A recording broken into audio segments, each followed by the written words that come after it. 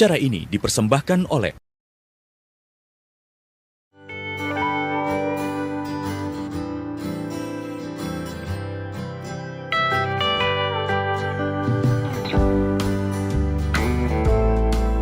Ketemu lagi kita di program acara Pusbang Berbincang, berbagi ilmu untuk semua.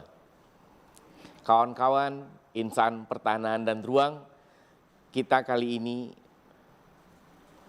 berbincang dalam suasana yang luar biasa.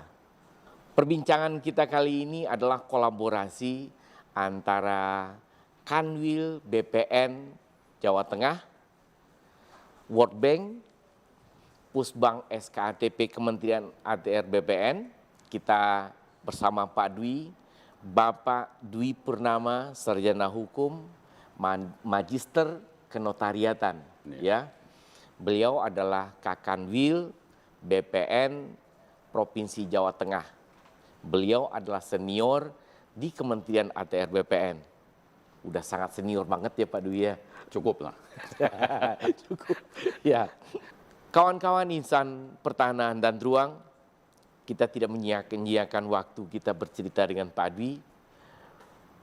Kita mau tanya ke Pak Dwi, udah berapa tahun Pak Dwi jadi PNS?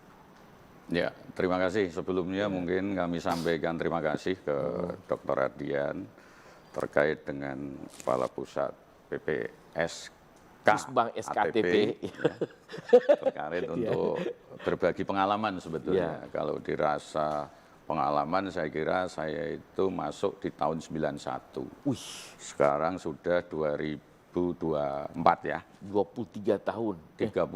32 tahun. Ya. 33 tahun ya? 33 tahun. Ini memang sudah hampir di ujung. Ternyata nggak terasa. Ya, sudah 33 tahun mengabdi, ya hidup dari ASN Kementerian ATR BPN. Ini mengurusi tanah. Mengurusi tanah. Tanah dan ruang. Ya, mungkin ini berbagi pengalaman aja, bukan mengajari, tapi kita bertukar pikiran. Mungkin nanti ada hal-hal yang bisa dijadikan pedoman, landasan, atau contoh barangkali. Tapi yang baik aja.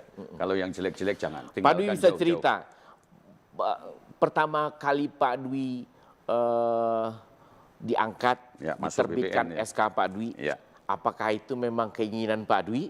Atau ada juga kan orang, saya dulu iseng-iseng aja ikut seleksi.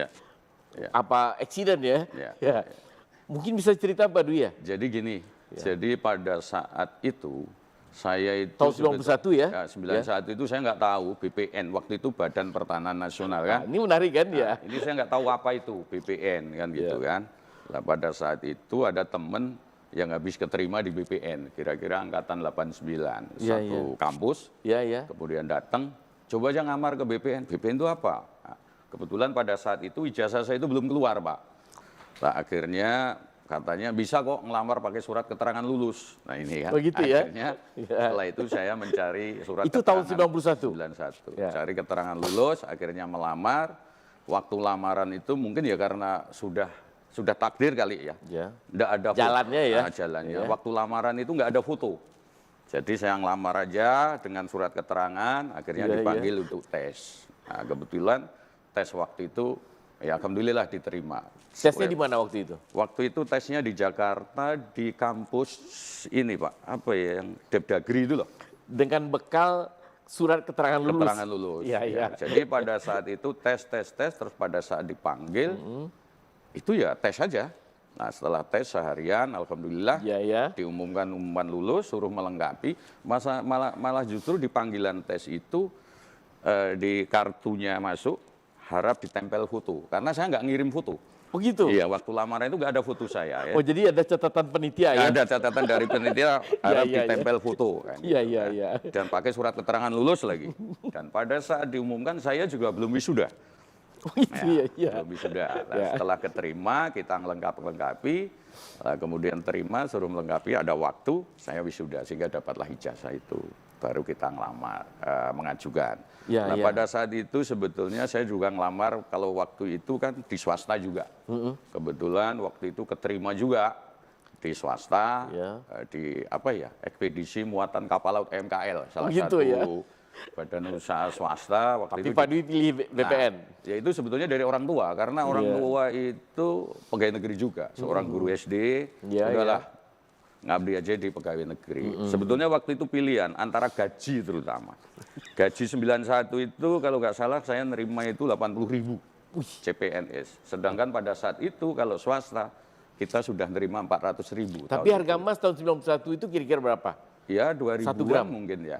2000-an ya kalau dolar ya. Kalau dolar 2000-an, kalau emas ya hampir mirip-mirip lah kira-kira. Ya mirip ya. Jadi pada saat itu memang pilihan. Ya mungkin karena sudah takdir kali, ya antara 400.000 sama 80.000 kita pilih yang 80.000. Ya. Dan penempatan saya pertama di mana? Waktu diumumkan kedengaran saya Jawa Barat, nggak taunya Sumatera Barat. Nah sama-sama Barat, tapi dengarnya yang terakhir.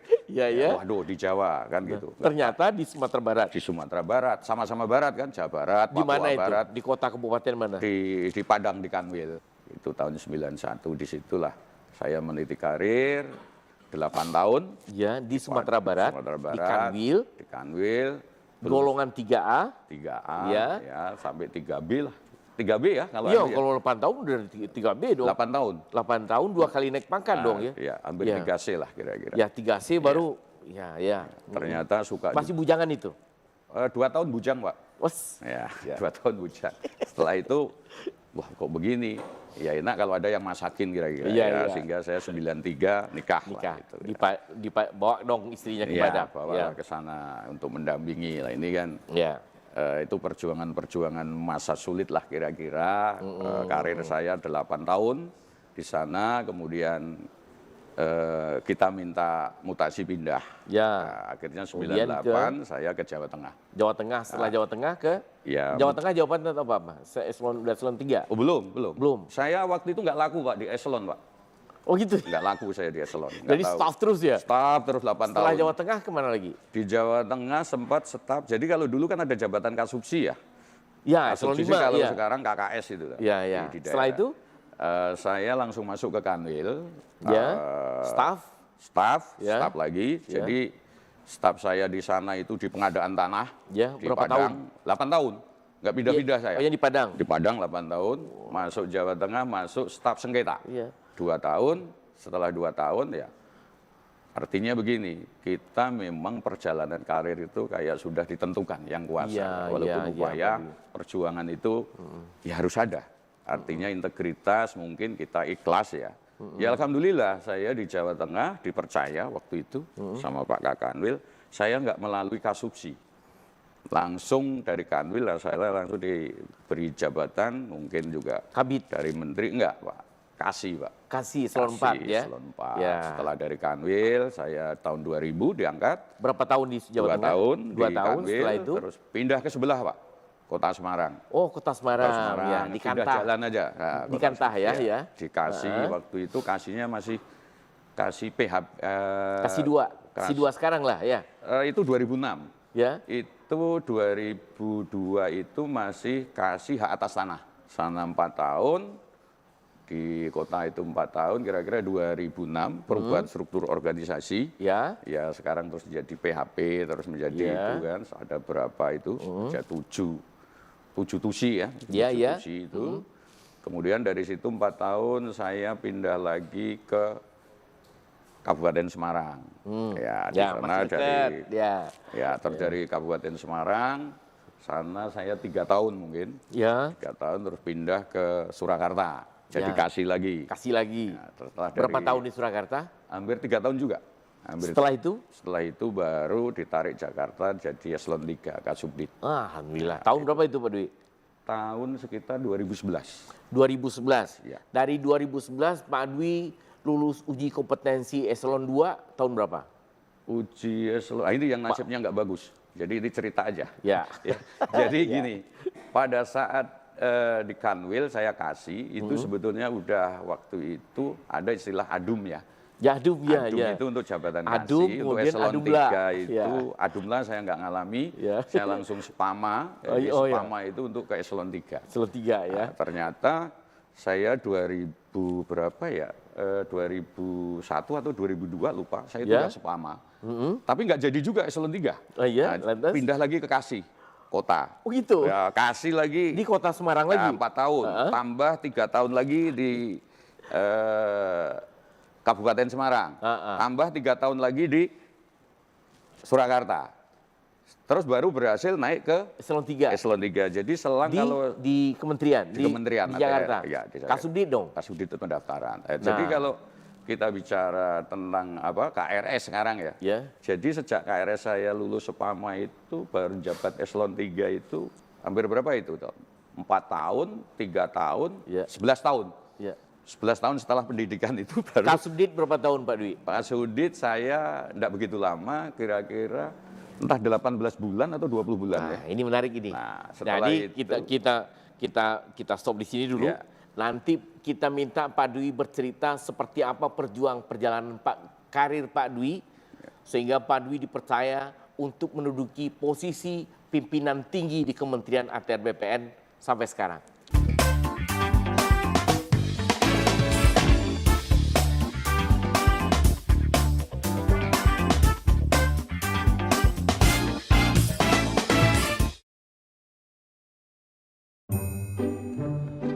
Sejatinya, hidup itu mudah. Bisa saya bantu, Pak? Pakai ini saja, lebih cepat. 50 sampai 100 bidang tanah per hari. Bambu tali masih jadi patok batas. Nggak zaman, aturan udah jelas.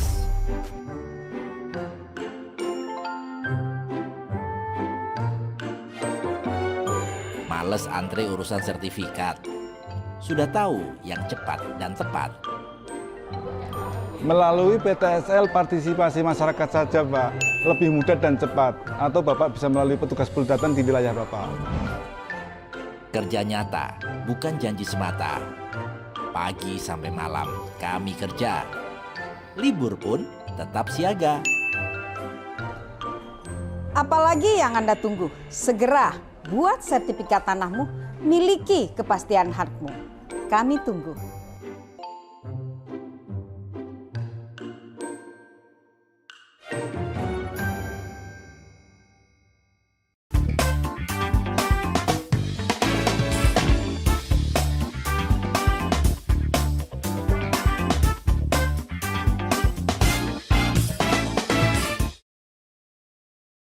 Pak Dwi sebagai ASN dalam pengalaman 33 tahun lebih ya.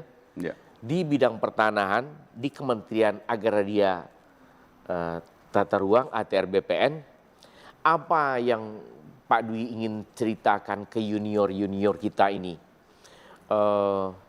Yang harus dimiliki, apa sih modal yang harus dimiliki sebagai seorang ASN? Sehingga Pak Dwi insya Allah, dan saya yakin itu, Pak Dwi akan mengakhiri tugas Pak Dwi ini dengan sangat baik. Amin, amin, amin. Apa yang perlu dibekali? Jadi pesan saya, Bapak Ibu sekalian, khususnya junior-junior yang lagi meniti karir di BPN, jadi jabatan itu bukan hak. Yang penting kita kerja berintegritas, berdedikasi, ya, menunjuk ikhlas, ya, menunjukkan layanan kepada masyarakat yang baik, pasti pimpinan nanti akan menilai. Bukan berarti bahwa, oh saya sudah begini, saya harus dapat jabatan ini. Tidak, jabatan itu seperti saya pakaikan di muka, bahwa jabatan itu adalah kepercayaan, amanah, kan gitu kan. Nah itulah yang harus benar-benar. Jadi intinya jabatan itu bukan hak. Pada saat ditempatkan di suatu unit kerja manapun, itu memang harus ikhlas. Ikhlas ya, ikhlas dulu. Ya. Yang kedua punya integritas, yang ketiga dedikasi. Ya. Tunjukkan kalau bahwa kita itu mampu menyelesaikan. Ikhlas, integritas, dedikasi. Mampu ya, mampu menjalankan tusi itu dengan baik. Ya, enggak usah terpengaruh, wah yang enak itu di seksi mana. Ini yang nggak boleh. Ya. Karena saya punya pengalaman, saya itu tidak duduk di seksi, ya saya awali dari pengadaan tanah, dari sengketa, kemudian hak atas tanah, kemudian ke apa? Kalau sekarang apa ini? Penetapan hak, HHP, penetapan hak, kan gitulah. Kemudian masuk ke subdit. Jadi pada saat kita menempati jabatan-jabatan fungsi Ya, kelola dengan baik, pahami betul semua norma, patuhi segala SOP, dan kita mempunyai keyakinan kita mampu untuk menyelesaikan itu. Yang kedua, juga kalau kita kurang, banyak diskusi, baca buku, kalau sekarang lebih mudah, Pak. Belajar intinya. Belajar. Baca Google itu udah komplit, Mbak. Google itu komplit. Kalau saya dulu mungkin kalau nyari aturan masih buka. Aturan-aturan sekarang itu tinggal kita itu pingin apa, ketik di Google itu sudah menjawab. Pengen cari pasal berapa, itu sudah menjawab. Iya. Kalau dulu harus mencari, Pak. Harus mencari, Pak. Manual. Kadang-kala sekarang harus sudah nyari dari bukunya. Minimal kalau kita nggak punya duit, Iya. kita datang ke toko buku, Iya. nyari aturan-aturan, kita baca pulang.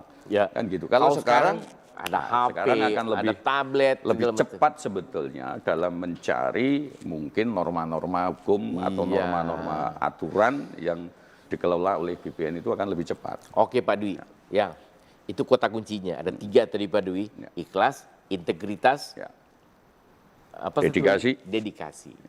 Dan satu lagi yang lebih penting, jangan berhenti belajar. Ya. Pengalaman apa yang paling berkesan Pak Dwi? Selama lebih kurang 33 tahun menjalani kehidupan sebagai pegawai negeri sipil di bidang pertanahan, apa yang paling berkesan Pak Dwi? Jadi gini, pengalaman yang anu aja dah. Ini yang sedih apa yang gembira ini? Yang sedih saya kira nggak usah lah. Ya udah. Ya, yang sedih nggak usah. Ini kalimat beliau ini. Nggak usah, yang sedih nggak usah diceritakan lah. Itu pengalaman pribadi. Kan, jadi filosofis hidup Pak Dwi, saya banyak bercerita dengan orang-orang lain ya. Ketika saya minta bercerita tentang kesedihannya, yang luar biasa pada orang-orang yang menduduki posisi tertentu ya nih, dia tidak pernah mau bercerita tentang kesedihannya. Luar biasa. Pak Dwi hanya mau bercerita tentang kebahagiaannya. Supaya audien yang mendengar juga bahagia Pak Dwi. Silakan Pak Dwi, apa yang paling berkesan? Jadi gini, pada saat suatu titik tertentu, ya kita dihadapkan pada suatu masalah, kita berani bertanggung jawab. Dengan keyakinan diri, dengan knowledge yang kita punya, dengan legacy legalitas yang ada, kita sampaikan itu. Sehingga permasalahan itu bisa terselesaikan. Nah, yang paling menarik lagi adalah pada saat kita dikasih tugas pimpinan, dalam waktu yang pendek, kita bisa membuat pimpinan itu percaya kepada kita. Dan saya memang orang yang tidak mau ke siapapun pimpinan kita di level tinggi maupun di level menengah, saya suka menyampaikan apa adanya. Jujur, sesuai dengan data faktanya, baru kita ambil suatu kesimpulan. Walaupun kadang-kala, mohon maaf, mungkin penyampaian saya menjadi tidak enak. Tapi itu bagi saya, dalam suatu ruang diskusi atau dalam suatu ruang rapat, apapun harus kita sampaikan. Supaya pimpinan itu tidak salah mengambil keputusan. Tidak apa istilahnya, tidak menyampaikan dalam format ABS. Walaupun ya mungkin dirasa kok ini hal baru, kan gitu ya. Tapi bagi saya, sepanjang saya percaya kepada apa yang kita sampaikan, kita harus bisa memberikan semacam argumentasi, legacy, legalitas. Karena basic saya kan basic justice, jadi saya masuknya ke sana. Sehingga pimpinan itu bisa mempertimbangkan yang mana yang harus diambil keputusan. Lah kalau sudah sebagai regulator, penyiapan kebijakan menyampaikan apa adanya, nanti keputusan apapun, ya silahkan pimpinan. Walaupun keputusan pimpinan belum tentu sesuai dengan apa yang kita sampaikan. Tapi itu sudah bentuk keputusan. Kita harus tunduk. Ini pengamatan saya ya, kawan-kawan insan pertanahan dan ruang ya. Saya setiap ada pertemuan, forum rapat dengan Pak Dwi, yang tidak pernah absen di forum untuk melafazkan, menarasikan cara berpikir beliau, ya Pak, salah satunya Pak Dwi. Memang seperti itu. Kadang-kadang Pak Dwi ya, pimpinan panggil kita, yang sebetulnya yang pimpinan harapkan itu bukan ya Pak, siapa. Bukan itu yang diharapkan oleh pimpinan sebetulnya. Betul. Pimpinan itu ketika panggil stafnya, dia mengharapkan ada tahapan pengujian cara berpikir pimpinan untuk memperkaya konsep berpikir pimpinan. Dan beberapa kawan-kawan kan dipanggil pimpinan, saya maunya ini loh. Lantas kita jawab, ya Pak, siapa? Sebetulnya pimpinan tidak berharap itu ya Pak Dwi ya. Seandainya pun iya, pimpinan berharap seperti itu, bawaan sebagai penyiapan kebijakan, itu harus menyampaikan legasi legalitasnya. Benar. Sehingga apa yang dimau pimpinan itu bisa didukung oleh legasi dan legalitas. Karena itu prinsip utama. Ya, karena kita itu BPN itu adalah lembaga satu-satunya yang dipercaya untuk mengelola aset rakyat seluruh Indonesia. Memberikan kepastian hukum. BUMD memberi kepastian hukum. Sehingga aspek-aspek itu harus dilihat. Jadi lambang satu sertifikat itu tidak hanya sekedar sertifikat. Sertifikat itu menggambarkan agraria. Haknya siapa, luasnya berapa, penggunaannya siapa. Nah di situ bunga rampe hukum itu ada di situ. Karena saya orang dididik dari justice, itu di situ semua. Jadi itu gambaran satu sertifikat itu tidak hanya wujud satu sertifikat, apalagi sekarang elektronik satu lembar, tapi itu isinya kalau dikaji berbagai macam aturan itu terakomodir di situ. Nah ini teman-teman junior khususnya ini harus bisa memahami asasnya sertifikat itu. Jadi bukan hanya selembar kertas menunjukkan pemilik dan luas, itu juga wajib, tetapi itulah rangkaian dari hukum agraria. Ada atas, bawah bumi, pinggir sepadan pantai, sepadan laut, ya kan, gitu kan, sepadan sungai, sepadan rawa, kehutanan. Nah, ini harus benar-benar dipahami holistik. Nah itu harus ada sinkronisasi sebetulnya. Makanya pesan lagi yang mungkin nanti bisa digagas oleh junior. Kalau pesan saya itu Kementerian ATR BTN itu menjadi Kementerian Koordinator Agraria. Benar ya. Karena agraria itu digawangi oleh kehutanan, oleh perairan, oleh PU, sehingga di sana ada Menko, sehingga irisan-irisan aturan itu bisa diselesaikan dengan Menko, koordinator satu Menko agraria. Lah kalau mau sekaligus ke teknisnya, nggak apa-apa, Menko Agraria, Tata Ruang, dan atau Kepala Badan Pertanahan. Ini sebagai teknis pemproduk sertifikat. Cuman persoalannya kalau Menko tidak menangani hal yang teknis. Itu. Tapi monggo aja. Tapi paling tidak. Ini sebuah wacana, nanti suatu saat tertentu. Mungkin pemikir-pemikir baru generasi Z harus ke arah sana gitu loh. Apa yang saya sampaikan tadi, kita perlu kesabaran, perlu dedikasi, integritas, dan lain-lain, sehingga kita harus ada titik-titik kesabaran yang pada saatnya kita, jadi gini, kalau orang Jawa, emas pasti tetap emas. Meskipun dalam lumpur. itu Mutiara memang, tetap mutiara, berlian tetap berlian. Dan takdir sudah menentukan, cuma kita kalau takdir itu nggak bisa ditemui saat sekarang. Tahunya setelah kita duduk di mana, itu namanya baru takdir. Tapi kepastian yang sesuai dengan ketentuan, kita sudah tahu kapan berakhirnya. Salah satunya adalah masa ditetapkan kapan Pak Dwi mengakhiri masa baktinya. Insya Allah bisa diakhiri dengan baik Pak Dwi pada bulan November. Dan kita berharap cerita-cerita ini akan abadi ke depannya.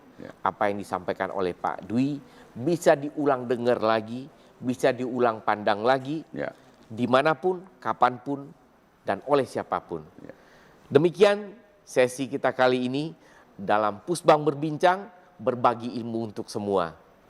Saya, Hardian, Kapusbang SKATP Kementerian Agraria Tata Ruang, dengan Pak Dwi Purnama, Sarjana Hukum, Magister Kenotariatan, Kakanwil, BPN, Provinsi Jawa Tengah. Salam jumpa, sehat terus.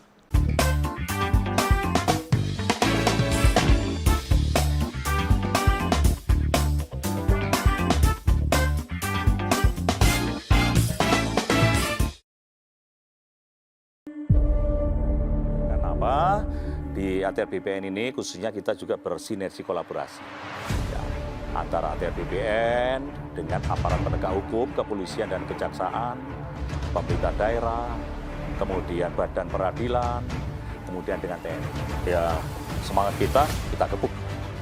Kita gebuk. Kita berani untuk menggebuk mereka.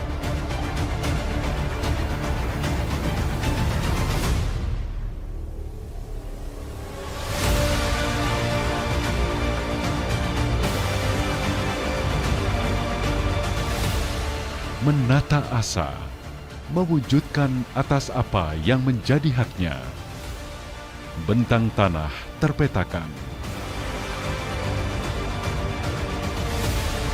Ragam lini diandalkan. Strategi prioritas dijalankan.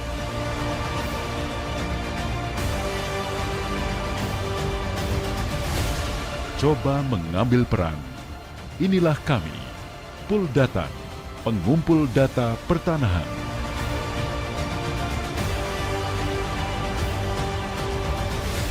Menjadi fasilitator, sekaligus pelaksana proses pengumpulan data fisik dan yuridis.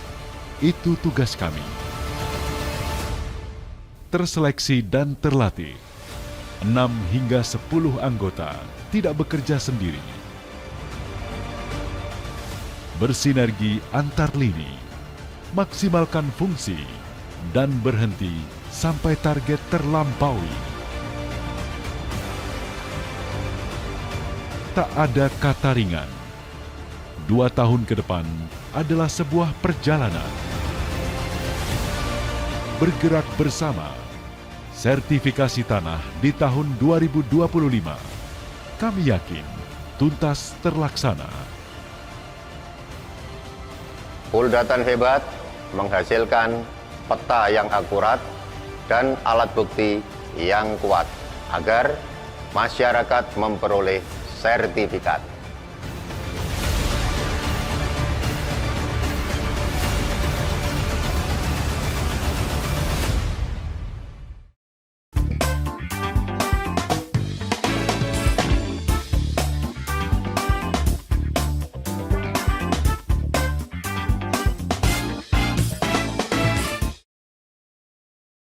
Ketemu lagi kita di Pusbang Berbincang, berbagi ilmu untuk semua. Kali ini adalah sesi diskusi kita dengan Bapak Dwi Purnama, sarjana hukum, magister kenotariatan. Beliau adalah Kakanwil BPN Provinsi Jawa Tengah.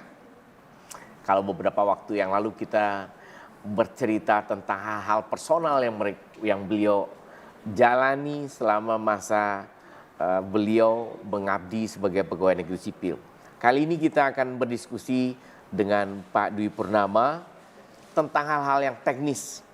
Nah, Pak Dwi, apa kiat-kiat Pak Dwi, terobosan-terobosan Pak Dwi,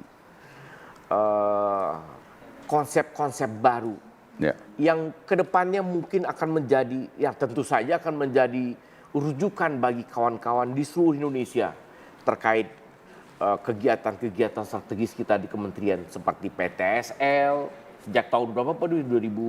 2017. PTSL, reforma agraria, redis ya, dan ke target-target yang lain, pengadaan tanah dan lain sebagainya. Bahkan sampai sengketa ya Pak Dwi ya. Kita ingin mendengarkan seperti apa Pak Dwi melaksanakan tanggung jawab dalam pencapaian target-target dari kegiatan strategis yang sudah disepakati secara nasional di Kanwil BPN Provinsi Jawa Tengah. Silakan Pak Dwi. Ya, jadi saya jabatan eselon 2 ini kan yang kedua ya. Kalau dulu kita di tataran direktur itu sebagai perumus kebijakan. Sekarang kita di daerah, kalau perumus kebijakan itu ya terhadap tusi tertentu. Misalnya saya di pendaftaran tanah ya membuat regulasi-regulasi tentang pendaftaran tanah. Kalau sudah di daerah ya regulator. Ya, jadi memang regulator itu kan pusat, pembuat aturan kebijakan itu kan pusat. Nah, setelah duduk jadi kanwil tentu beda tusi. Ya, artinya kita nggak bisa bicara lagi terkait dengan tusi pada saat direktur. Karena kita mengampu semua kegiatan yang jadi kesepakatan-kesepakatan tadi disampaikan oleh Pak Adian ya, tentang target apa yang harus dicapai, kan gitu kan, misalnya kayak PTSL, sesuai kesepakatan PTSL di Jawa Tengah itu yang disepakati bidangnya 21 juta lah kurang lebih. 21 juta? Bidang yang sudah terdaftar sampai saat ini 20.257 bidang, ya 20 juta lah. Sisa berapa lagi itu? Ya, sehingga kan sebetulnya hanya tinggal sisa 1,6 juta bidang. Nah, ini bisa nggak kita selesaikan di tahun ini? Kalau melihat jumlah dengan target, mungkin target kita tahun ini itu kurang lebih ya sekitar bidangnya itu sekitar 814.000. Nah, sehingga kalau kalkulasi angka hampir tercapai. Tapi melihat perkembangan bahwa ada pemecahan-pemecahan bidang, sehingga Kanwil BPN itu nanti akan mencapai mungkin tidak 21,6 lagi, tapi mungkin bertambah. Sehingga selesai target itu mungkin akan kalau yang kita sepakati kan 21,6 juta. Tapi kemungkinan ini ada pecahan bidang-bidang baru karena fragmentasi pewarisan sehingga bidang-bidang itu menjadi pecah. Sehingga kemungkinan nanti ada yang belum terselesaikan, nanti akan kita selesaikan di tahun 2025 sisa-sisa itu. Jadi kalau Kanwil berikutnya dong ya. Tentu itu. Kalau dari sisi target bidang itu terkait dengan PTSL. Di Jawa Tengah tadi memang mengelola hampir 3.000. Kecuali itu juga terhadap PPA itu hampir 2.000 lebih yang kita kelola. Lah ini kan di bawah pengawasan kita dan ini juga masuk di dalam tata layanan kita. Di kita sekarang kan ada 7 layanan priority. Ini berlaku kan semua 35 kantah. Kemudian nanti ada target dari 35 kabupaten. kantah ini yang paling jadi unggulan Pak Dwi. Jadi gini, dari 35 kantah itu targetnya itu yang 2 kantah itu kan sudah menjalankan sertifikat elektronik. Sudah kota lengkap itu kota Tegal. Sudah 2 kota lengkap di sini Pak Dwi ya? Sudah kota Tegal sama kota Surakarta. Dan nanti menginjak progres terkait dengan tahun ini itu ada target kabupaten kota lengkap itu. Kemarin pertama itu kita ditargetkan 13. Tapi ada target tambahan menjadi 7. Sehingga kita ada 20 tahun ini. Mudah-mudahan bisa. Jadi tahun ini target Jawa Tengah untuk mencapai kota lengkap 20 kota lengkap. Ya, lanjut Pak Dwi. Lah mengenai kegiatan-kegiatan terkait dengan kota lengkap, kabupaten lengkap. Ini kemarin kita sudah rakerda di Jawa Tengah, sudah kita sepakati. Nanti ada timeline, ada yang Juni harus selesai, ada yang Agustus, ada yang ini dari 20 itu. Dan itu sudah disepakati loh. Sudah disepakati dengan teman-teman kantah.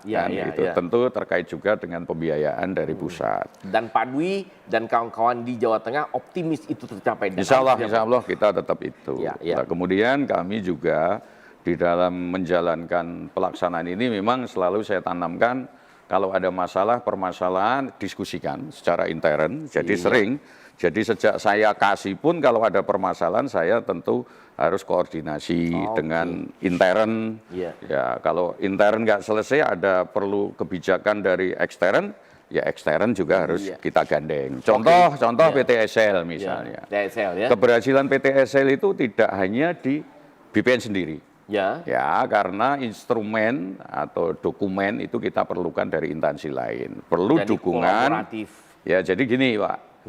Itu ada Inpres nomor 2 tahun 2018. Itu sebetulnya menginstruksikan kepada semua unit departemen untuk mendukung PTSL itu sebetulnya kan PSN. Jadi bukan tusi kita aja, tapi perlu daya dukung. Karena di sana produk PTSL itu perlu pajak. Ya perlu koordinasi kalau bisa BPADB ya dikecilkan atau dibebaskan. Ya perlu suplai anggaran yang tidak masuk dibiayai oleh kementerian atau Bank Dunia karena kita PTSL dapat support dari Bank Dunia juga. Ini mempercepat juga progres itu. Sehingga koordinasi demikian itu memang sangat penting. Dukungan dari pemerintah daerah. Jadi bukan target-target PTSL. Ya, tidak bisa kita jalankan dengan sendiri. Sehingga kolaborasi, koordinasi keluar itu sangat menentukan. Sangat menentukan di dalam penyelesaian target hampir PTSL. Sama dengan kebijakan reforma agraria. Ready ya Pak Dwi. Ya. Kalau reforma agraria memang di dalam Perpres yang terakhir, Perpres 62, ya, GTRA itu sekarang dibentuk di tingkat kabupaten, ketuanya ada bupati. Ya, sehingga di tingkat provinsi ketuanya gubernur. Ya. Dan kemudian anggaran-anggaran akses reform, kita bicara reforma agraria kan ada aset, ada akses. Ya, kalau aset itu tugas kita. Tentu kita biayai dengan DIPA kita. Kalau akses, kolaborasi. Nah, kalau akses itu di kita sebetulnya hanya fasilitator. Benar. Nah, sebetulnya ini menurut saya sisi kelemahan kita.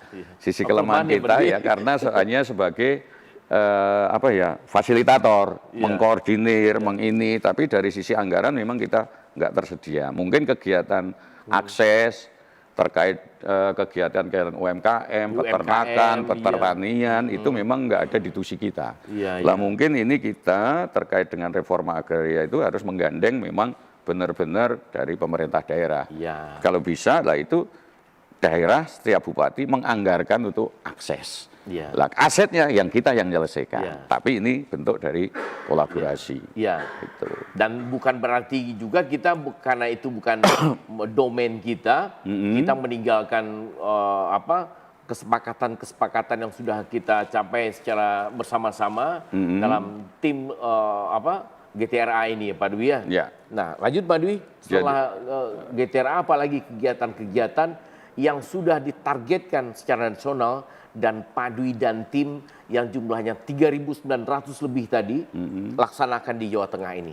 Jadi untuk reforma agraria sebetulnya setelah saya menjabat itu akhir 2021 sampai sekarang itu sudah kita laksanakan reforma agraria penyelesaian sengketa konflik itu di Bandungan itu hampir 178 hektar. Selesai, kita redis, kita akses reformkan, berkoordinasi, kemudian penyelesaian di Blora yang sengketa antara aset Pemkot sama yang dikuasai masyarakat, kemudian di Cilacap itu terhadap Bong Cina itu juga kita selesaikan, pemilik kita kasih, kemudian juga di Pemalang itu tanah yang sebetulnya sudah tidak dikelola kita rediskan semua kepada masyarakat petani. Ya tinggal aksesnya ini perlu tetap kita kolaborasi terus karena apa gunanya setelah aset jadi cuma asetnya dijual, tidak diberdayakan, tidak masuk akses.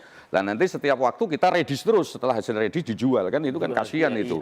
Artinya negara sudah turun, bagaimana mengelola akses ini itu yang perlu perhatian sama dengan program transmigrasi setelah transmigrasi dijual kan gitu ya. Tapi bukan gagal juga sih ya. Perlu pengawasan lah, paling enggak pembinaan di situ. Oke. Jadi PTSL, redis, apalagi Pak Dwi? Ya pengadaan tanah terutama PSN ya kita memang saya masuk di sini itu tugas berat bener itu penyelesaian bendung bener itu alhamdulillah dengan kolaborasi dengan Polda, Kejaksaan, Kodam ya dengan. Dan itu selesai 100% yang dulu sempat viral itu bisa terselesaikan lah nanti tinggal bagaimana untuk fisiknya lah silahkan aja tapi kalau dari sisi pengadaan selesai kemudian yang tanah musnah ya alhamdulillah.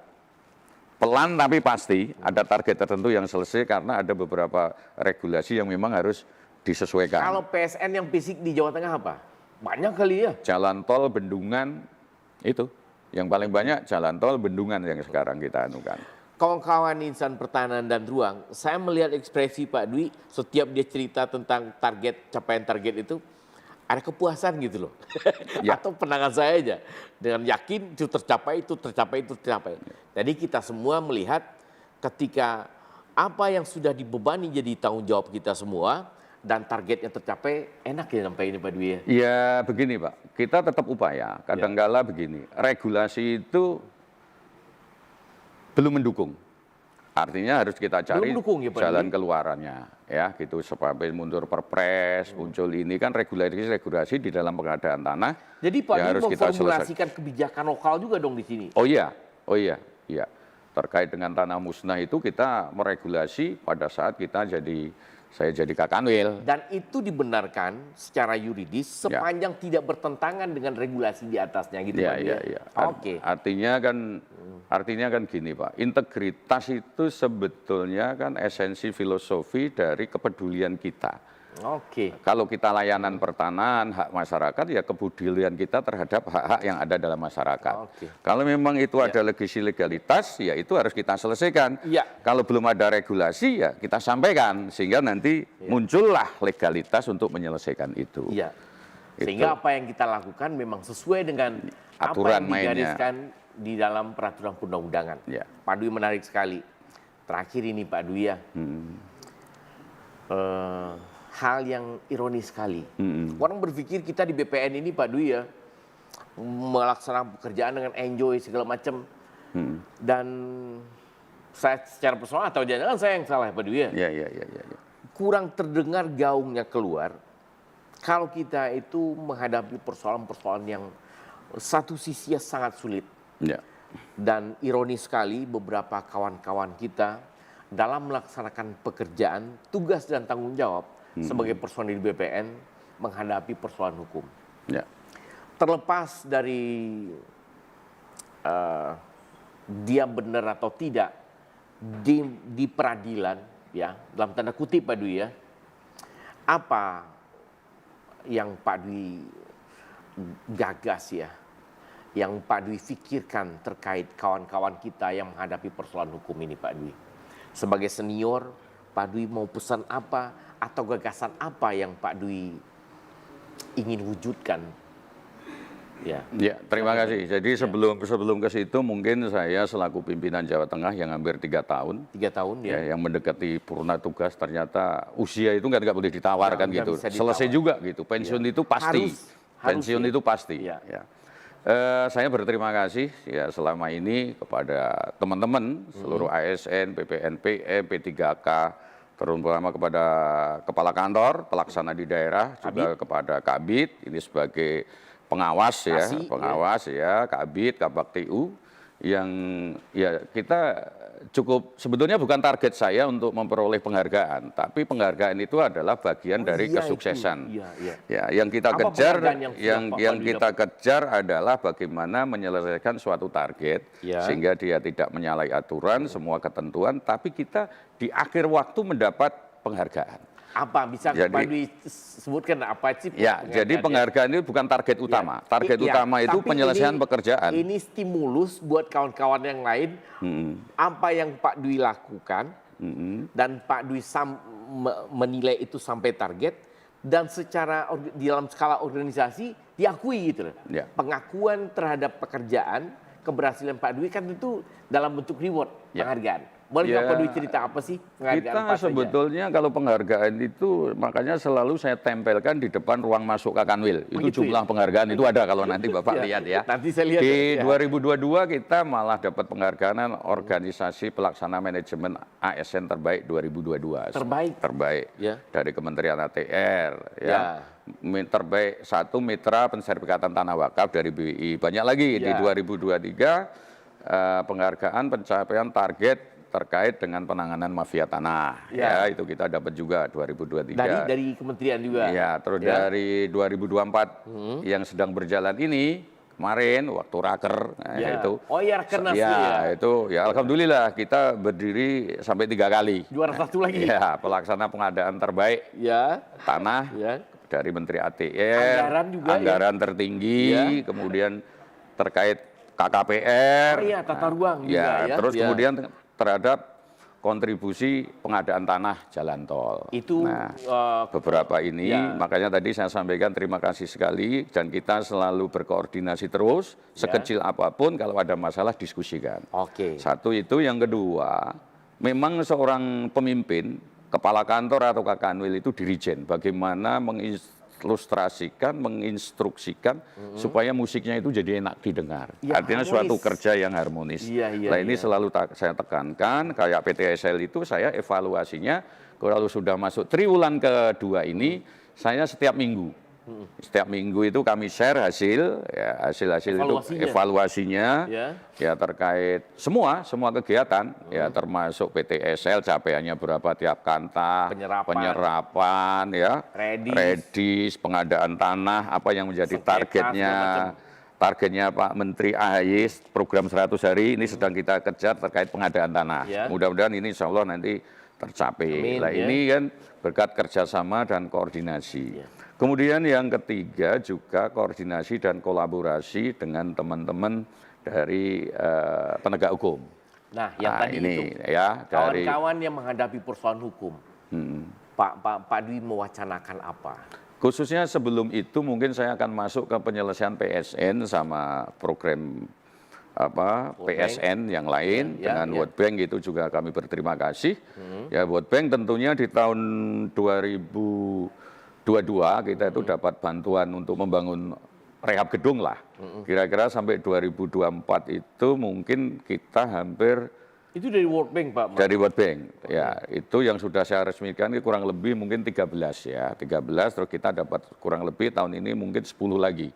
Nah, mungkin kami berterima kasih ya terhadap itu. Mungkin nanti saya hanya tambahan aja World Bank supaya mensuplai jangan hanya pengukuran anggaran itu ya.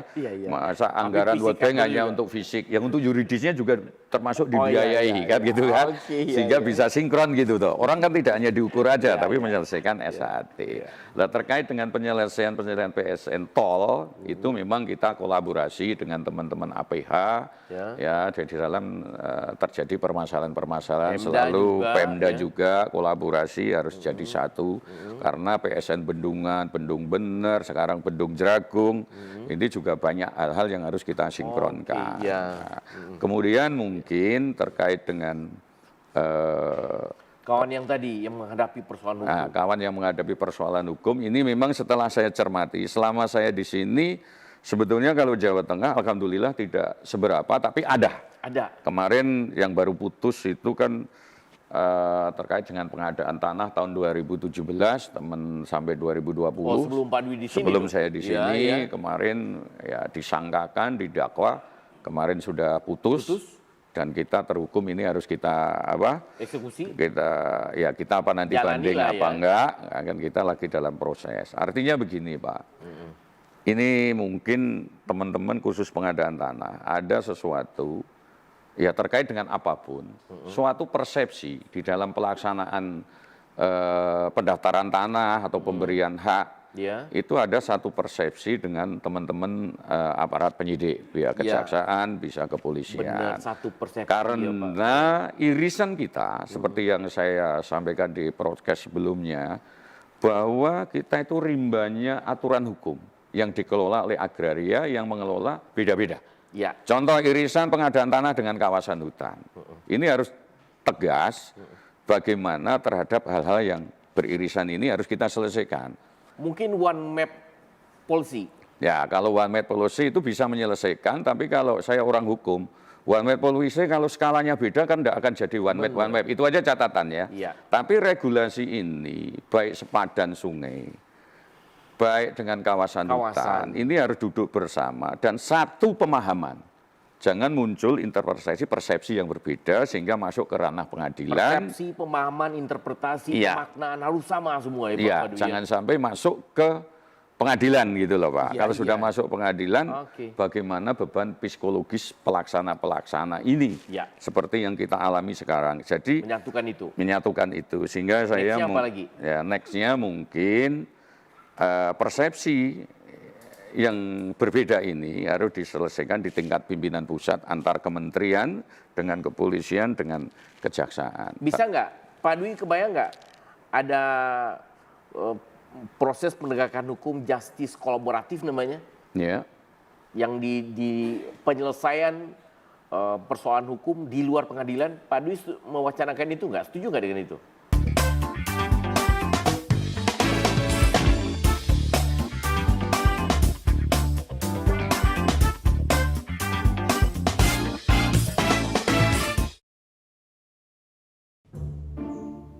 Boleh ngapa sih, Wok? Ya gue. Ini lo lagi jogo tanahku. Berak diserobot mafia tanah. Walah, iki wis mulai angot ge. Ini geser. Geser. Jenenge jaga tanah. Kowe ora karo nganggo galon kayak kiye, pamaning diisi lemah. Galon ki nggo ngangsu, ngadol banyu, ana-ana bae kowe tak gobrus-gobrus. Jenenge patok kowe batas tanah kowe nganggone beton. Beton. Lah kuwi ilahi Wok. Kentir kota. Kowe kijing. Kok mbobot nang ndi? Wes jare beton. Lah kuwi kan beton. Ora kaya kowe Wok. Arep dikeprewekna beton kaya iki modele ora sah. Patok batas kowe ana ukurane. Iya, nek arep tuku gampang jane. Nang toko besi ana. Toko besi. Oke. Regane murah kok. Yakin. Yakin. Kok arep reseller arep kulakan ya bisa. Mari Wok, tuku patok.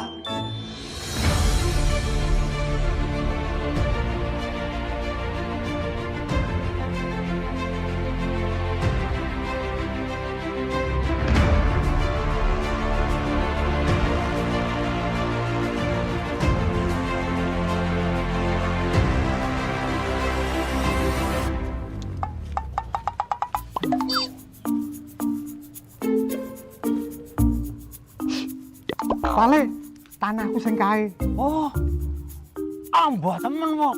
Wah, kok sekarang ndi kowe? Yakin nek cara kutah kae iki mending digawe kos-kosan. 20 kamar kok. Saben bulan nampani bayaran. Wis, kongklang-kongklang wis kaya juragan rek kok. Juragan kos ya aku ya. Janji jelas. Ngimpi dadi juragan kos. Wong tanah mung seuprit kok meh dibangun kos-kosan. Nek mimpi ki aja keduren, Mbok, brewok. Alah. Walah wong kemeneh. Asor tenan deh. Lho iki piye to iki? Iki piye to? Sabar. Sabar. Mikir Cik, suwe Ada apa ini rame-rame? Iki lho, Pak. Pak jajal ke lah, tulungi Pak lah. Sudah, tenang. Saiki lho, Pak. Ujug-ujug masang patok ning tanahku. Ujuk-ujuk piye ngawur kowe brewok nek ngomong. Baik data saya, Pak, sudah sesuai sertifikat. Kowe iki ngawur nek ngomong ora kaya ngono. Sebelumnya, terima kasih karena Bapak Ibu sekalian telah memasang patok sesuai dengan ketentuan yang berlaku. Namun, ini sepertinya Mas Brewok harus mengecek lagi data di sertifikatnya. Apakah benar telah sesuai? Karena di data kami, tanah Mas Brewok berada bukan di lokasi ini, melainkan Jalan Rambutan. Ci, iki dalan opo to, Ci? Ki udah jalan rambutan wok. Terus dalan opo? Ki jalan ninjaku sing pengen teka gulomu ngerti Pak? Sini.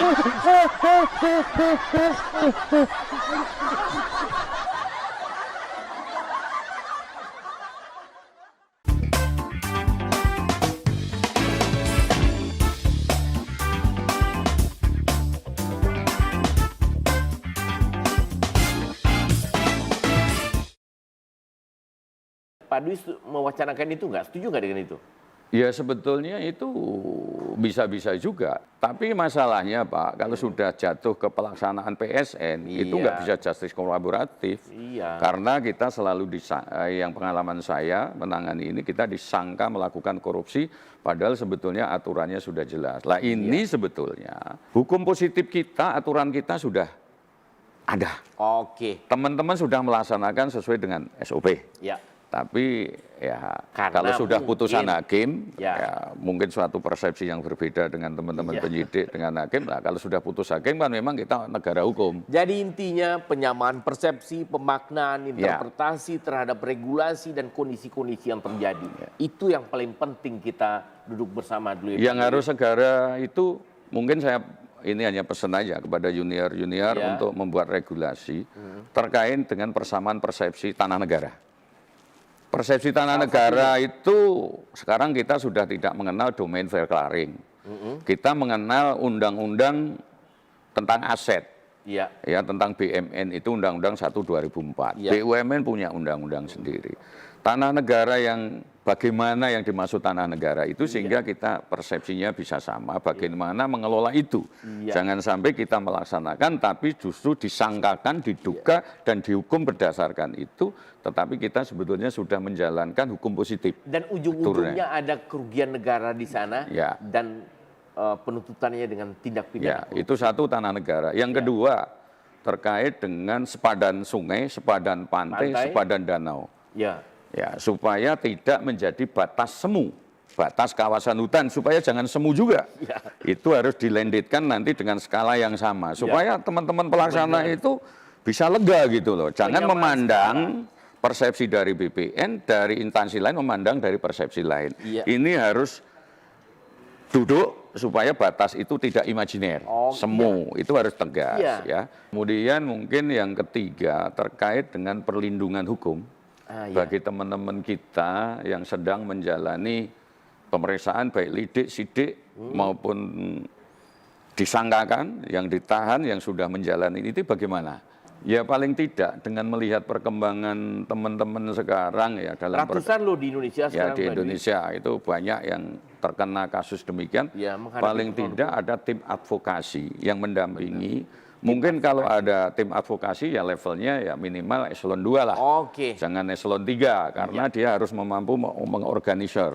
Ini kasihan teman-teman kita yang sudah pensiun, tapi disangkakan dijatuhi hukuman. Ini kan kasihan, Pak. Ya. Termasuk kayak saya sendiri kan bingung juga ini mau pensiun. Nah, yang kita pikirkan sekarang, kita pikirkan sekarang itu hanya berdoa. Ya, mudah-mudahan kita selamat sampai liang kubur. Mudah-mudahan ya. Ya, itu yang kita harapkan. Karena jangan lupa teman-teman junior, kerja Bapak Ibu sekalian itu meninggalkan jejak dan itu bisa di-tracing dan itu seumur hidup sampai ke liang lahat. Ya. Nah, oleh karena itu pesan saya keempat, kalau bisa segera memang sistem publikasi positif itu segera. Tapi memang diperlukan resiko, anggarannya dari mana? Konkretnya apa? Ya kalau publikasi positif, ya sistem publikasi pendaftaran positif itu bahwa produk kita nggak bisa diganggu-gugat. Tapi publikasi positif itu tidak menghalangi orang menggugat. Ya. Hanya mengalihkan siapa yang menang perkara, itu apakah dia akan dikembalikan hak-haknya melalui ganti rugi, melalui insurans, asuransi, atau disediakan oleh pemerintah. Karena ini bentuk perlindungan bagi kita. Sekarang saya melihat kalau ngumpulin staf-staf itu pada cemas. Rasa kecemasan itu yang menyebabkan jadi keraguan-raguan dalam mengambil keputusan. Itu artinya kalau SOP cepat berarti memang harus tepat juga kan? Cepat kalau nggak tepat kan kita yang sengsara hasilnya kan? Artinya pelaksana yang jadi masalah. Sehingga mungkin ya saya hanya menyampaikan aja pusat itu sebagai regulator, Kanwil itu bisa sebagai pengawas, regulasi, sama pelaksana juga, Kantah itu sebagai pelaksana. Lah ini teman-teman di daerah itu harus mendapatkan perlindungan hukum yang benar-benar firm, sehingga orang nggak khawatir. Saya sekarang yang khawatir, yang saya pikirkan produk saya di sana gimana ya? Menjelang-menjelang mau ini, mungkin nanti kalau Bapak Ibu yang menyusul itu mungkin berpikir, kecuali yang tidak pernah menjadi leader benar-benar pelaksana, Kanwil atau Kantah, itu santai-santai aja mereka. Tapi yang benar-benar jadi pelaksana karena tadi, selama hukumnya itu sistem publikasi negatif yang bertendensi positif, itu masih ada ruang-ruang sulit untuk menjas pekerjaan kita itu salah. Padahal kita udah selesai dengan SOP. Tapi itu semua memang di setiap institusi ada oknum. Kalau menstreanya memang tidak benar ya sudah. Oknum ya? Oknum, gitu loh Pak. Itu artinya bagi teman-teman yang memang berbuat baik, yang menurut analisa baik, ya sesuai dengan hukum positif untuk pendaftaran tanah ya tetap harus kita lindungi. Mudah-mudahan, menurut saya harus seperti itu. Ya, demikian diskusi kita dengan Pak Dwi. Dari waktu kita, kalau cerita tentang apa yang sudah dilakukan dan kedepannya apa yang dicita-citakan panjang banget ya Pak Dwi ya. Kita akhiri perbincangan kita dengan orang yang luar biasa, Bapak Dwi Purnama, Sarjana Hukum, Magister Kenotariatan, Kakanwil BPN Provinsi Jawa Tengah. Kita ketemu lagi di sesi berikutnya di Puspang Berbincang, berbagi ilmu untuk semua.